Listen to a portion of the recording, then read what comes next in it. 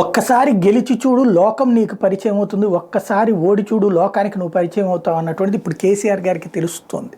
ఆయన పార్టీ 10 సంవత్సరాల నుంచి అధికారంలో ఉంది కాబట్టి అందరికీ ఆయన పరిచయం అయ్యారు. ఇప్పుడు ఓడేటప్పటికి ఆయనకి అందరూ పరిచయం అవుతున్నారు. అందులో ఈయన ఇంతకుముందు డబ్బుంది, డబ్బిస్తాడు, పార్టీ బీఆర్ఎస్ అని మార్చాడు, దేశమంతా అన్నాడు కాబట్టి అంటూ గతంలో కాంగ్రెస్ పార్టీ టైంలో ముఖ్యమంత్రిగా పనిచేసినటువంటి గిరిధర్ గోమాంగో, ఎవరైతే వాజ్పేయి ప్రభుత్వం కూలిపోవడానికి ఒక్క ఓటు దొంగ ఓటు వేసినటువంటి గోమాంగో, ఆ గోమాంగోకి మొన్న మధ్యన పార్టీలో చేర్చుకున్నాడు. ఆయన కుటుంబం మొత్తాన్ని చేర్చుకున్నారు బీఆర్ఎస్లో.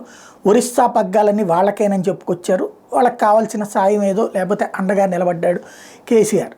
అంటే బీఆర్ఎస్ని ఒరిస్సాలో నడిపేది గోమాంగో ఫ్యామిలీ అని ప్రకటించారు. సీన్ కట్ చేస్తే ఇప్పుడు ఆ ఫ్యామిలీ రాజీనామా, ఆ ఫ్యామిలీ కాంగ్రెస్ పార్టీలో చేరేటటువంటి ప్రయత్నం. కాంగ్రెస్ దెబ్బతిని ఉంది కాబట్టి కాంగ్రెస్ పార్టీకి అక్కడ లైఫ్ ఉంటుంది. కొత్తగా ఇక్కడ కాంగ్రెస్ పార్టీలో చేర్చుకోరు కాబట్టి వెళ్ళి బీఆర్ఎస్ డబ్బులతో కొన్ని రోజుల పాటు బ్రతికేశారు. ఇప్పుడు వెళ్ళి కాంగ్రెస్లో చేరిపోవడానికి సిద్ధపడుతూ బీఆర్ఎస్కి రాజీనామా చేశారు. ఎందుకు? బీఆర్ఎస్ అధికారం లేదు, ఇక్కడ డబ్బులు ఇచ్చే పరిస్థితి లేదు కాబట్టి. అదే ఉంటుంది ఇక్కడ.